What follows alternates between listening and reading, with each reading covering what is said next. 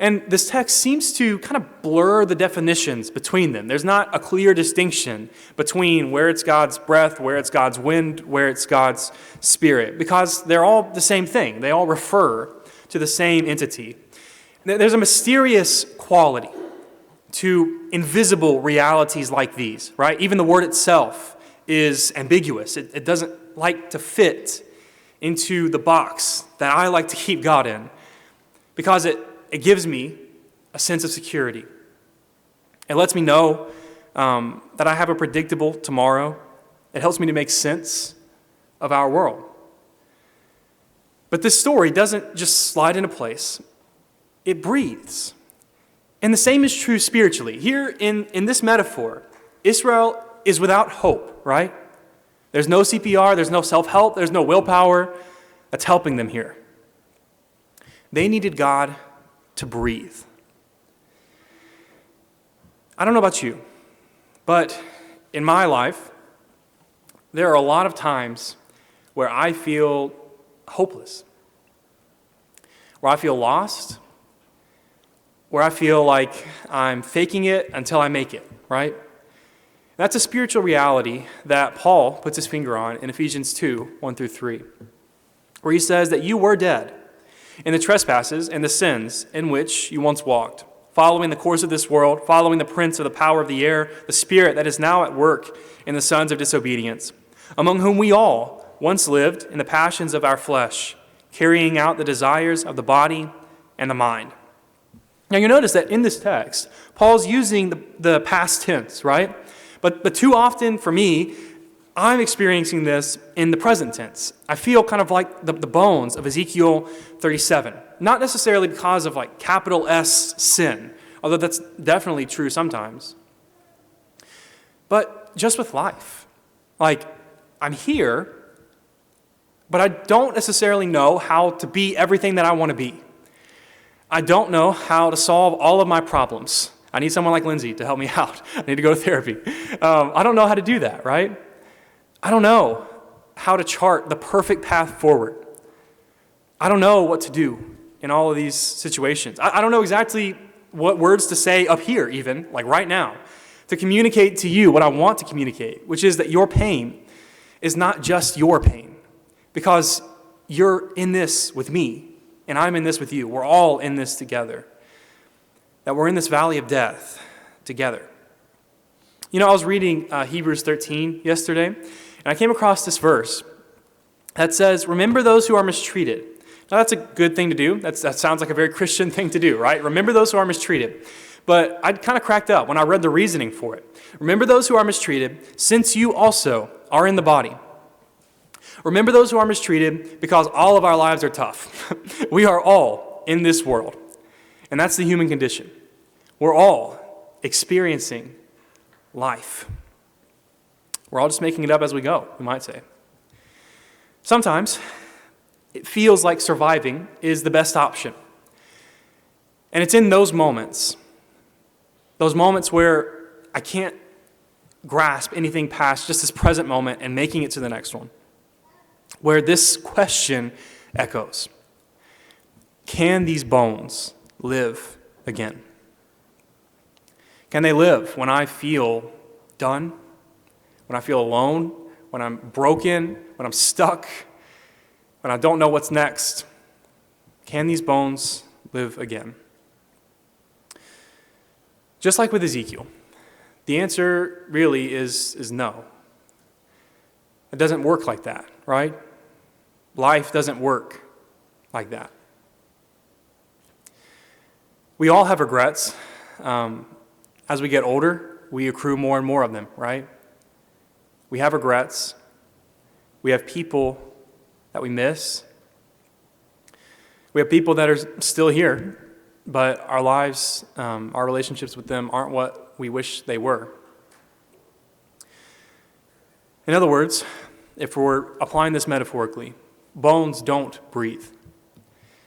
This hard knock life has instilled in us the belief that death is stronger than life, that the final word is no word at all, right?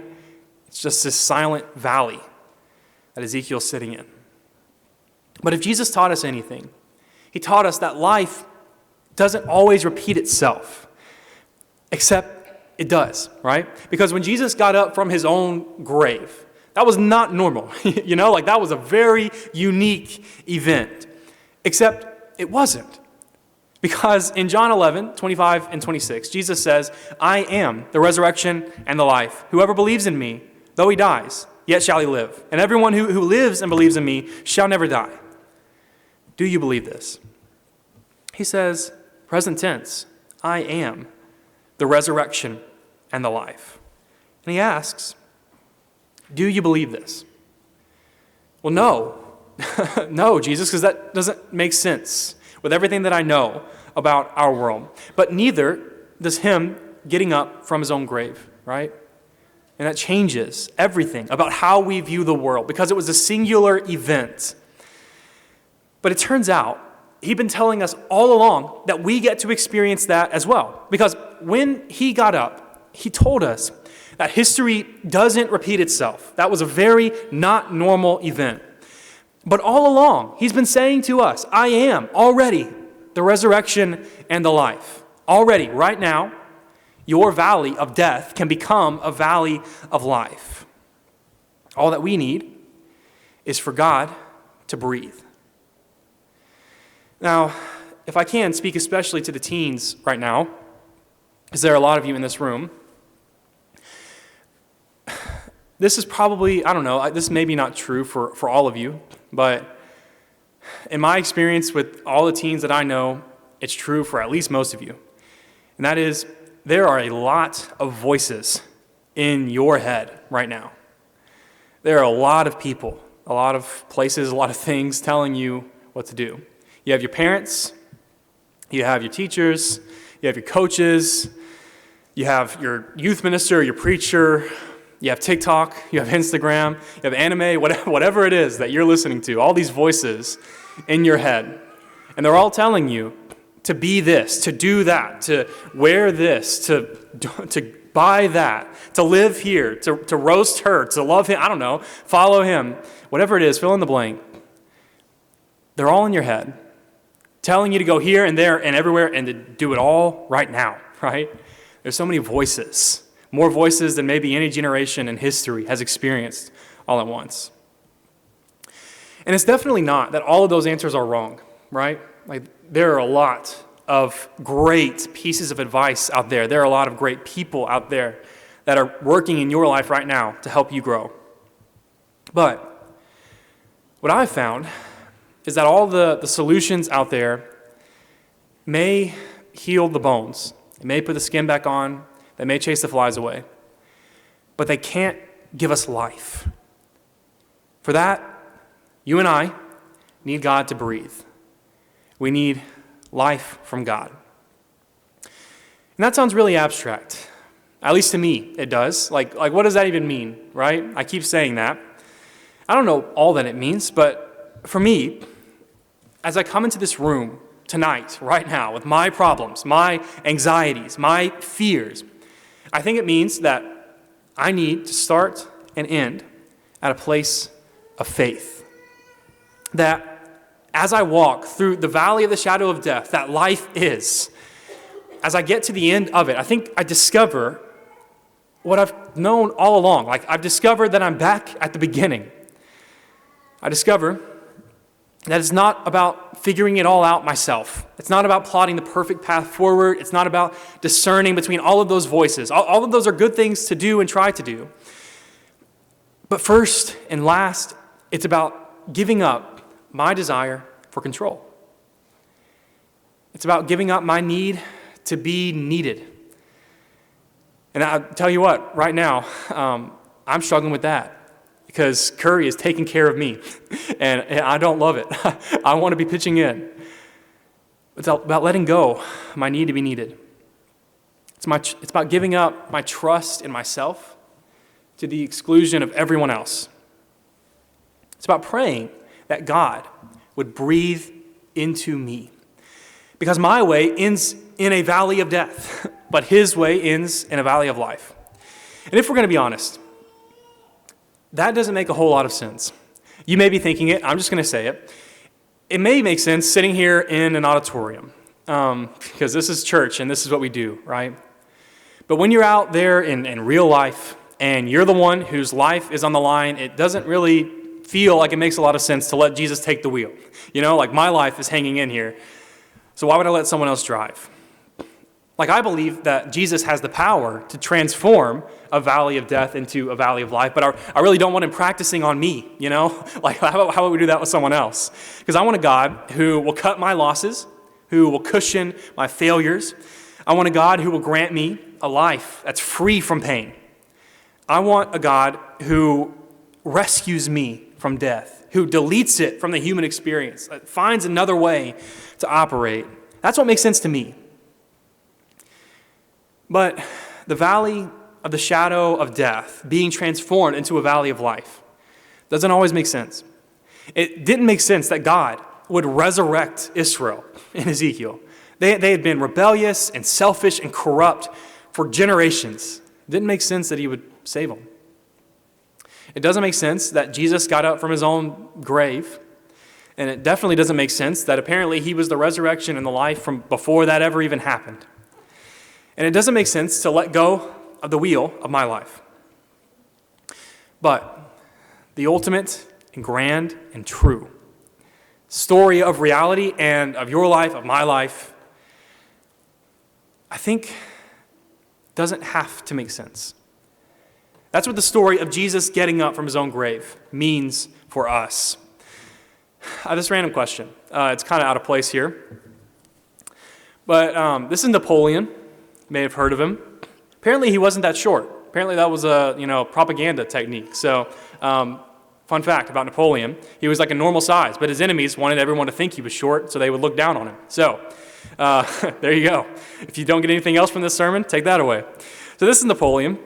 My question for you is, do you really care if Napoleon existed? This is not a conspiracy theory, grab onto a conspiracy theory, run with it. My point is, I could not care less, really, if Napoleon existed or if he was just totally made up. Because it doesn't really affect my life, right? I'm here anyway, whether or not Napoleon was made up. I really don't care. But if someone came to me tonight and presented evidence to me that my memories of my childhood home were totally fake, that someone had planted those in my mind 5 minutes ago, and everything that I remember from the first 18 years of my life is not real, I would be much more intrigued by that, right? I want to know whether or not that's true, because that is at the very foundation of my story. Everything that comes after it has been impacted by that story. So Napoleon's existence doesn't really matter to me. But if Jesus got up from his grave, it's kind of like my home, my childhood home, where it kind of changes everything else about your life. If Jesus got up from his own grave, that changes everything about my story. It changes the beginning, changes the end, changes everything in between. Because it means that no matter what is happening, if I'm in the valley of the shadow of death right now, Jesus is there with me. And he's saying, I am the Alpha and the Omega. I'm the A and the Z. I'm the first and the last. I've got this. Your darkness is light with me. If we're taking the words of John 11, I am the resurrection and the life. And that doesn't always make sense because the darkness of our world is oppressive. Death wins. We're all going to die. We all know that. It's life. Except it's not. It's not how our story ends. And it doesn't have to be how our story goes today and tomorrow and the day after that for the rest of my life, because I'm not dry bones that are stuffed in a box of school or work or retirement or whatever stage of life you're in. Life is more than that. It's this whole version of reality that doesn't necessarily fit into my box, but neither does an entire valley full. getting up, of bones, getting up from their resting place. Because I wanted a God who deletes death, you know? That's what I want. But what I have instead, what all of us have instead, is a God who resurrects us from the dead. A God who puts an end to it by working through it, creating life in the midst of grief, creating love in the midst of loss, creating hope in the midst of a valley of death, where he's resurrecting us every day from our big deaths and our little deaths, and he's showing us through his own example on a cross that resurrection, the way to resurrection, runs smack dab through a cross. That death leads to life. For the teens in here, I would guess that at least some of you are watching the Percy Jackson series that's on right now. Okay, I'm getting a few at least. For those of you who are not, I don't relate to, no, I'm just playing. It's good. Curry and I are enjoying it. For those of you who have never seen the series, never read the books, never seen the movies, I'll catch you up really quickly. Percy Jackson is a boy who his whole life has known his mom, but has never known his dad.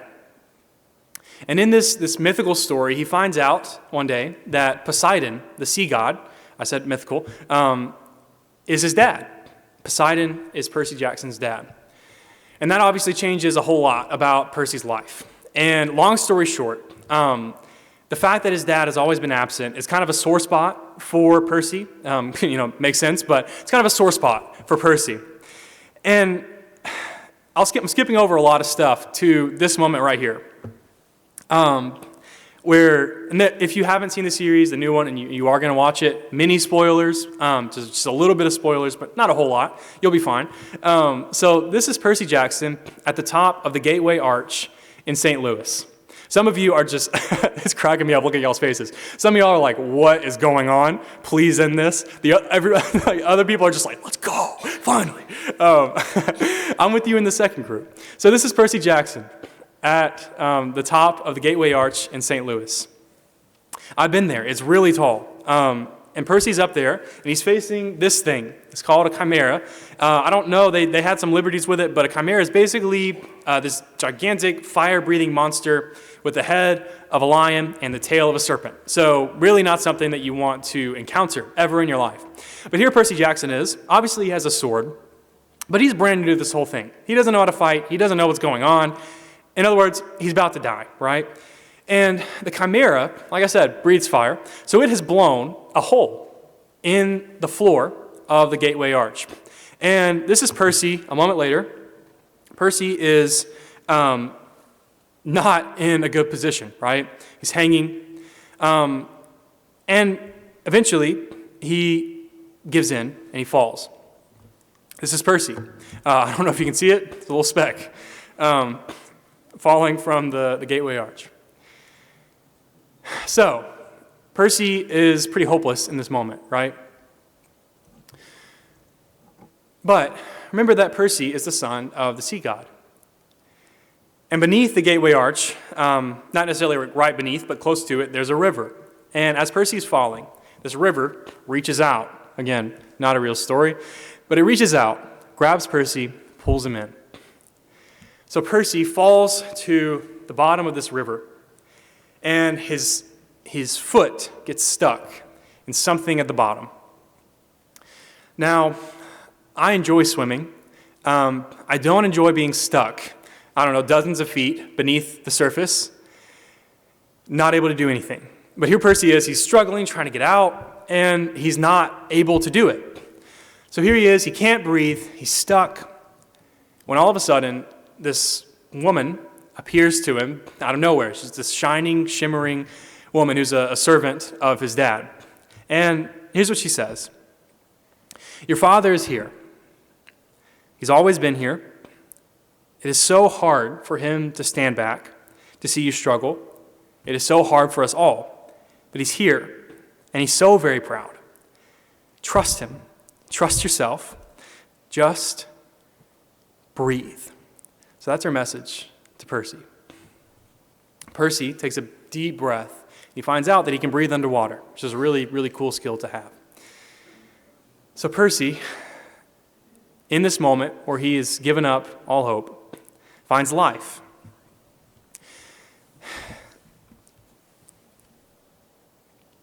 I don't know what your experience is, what you're bringing in tonight. I prayed at the beginning of our service that we could bring all of our problems and victories and lay them at God's feet together, right? So I don't know what valley you might be in right now. I don't know if you relate to Ezekiel's story, to Israel's story. But I think we can take a hint from this fake story that can connect with us in our real lives. That is, no matter where we find ourselves, no matter what position we're in, if this is one of the best days of our lives or one of the worst days of our lives, our Father is here with us. That even in the valley of the dry bones that's so incredibly silent and terrifying, God's voice booms out, and his breath breathes life into that valley. And we find that because we are his children, we can breathe. Because he breathes in us. His Spirit is in us. And we find that even in the valley of the shadow of death, we have life. I hope as we walk away tonight, if nothing else, you take away the fact that Jesus, getting up from his own grave, changes everything about your life and my life right now. And that he invites us into a life of laying down what I want, of laying down the way that I want to do things, and choosing the path of resurrection, choosing the path of laying down my life to take up his life and following after him. And the beautiful thing is that doesn't just end here and now.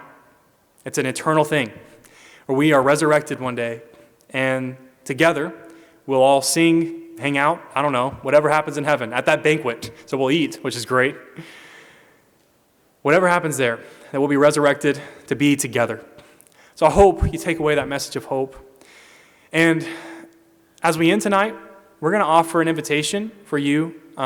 If there's something that you need to talk with someone about, find a youth leader, find a parent, find me. I'll just be hobbling around somewhere very slowly, and tell us about it.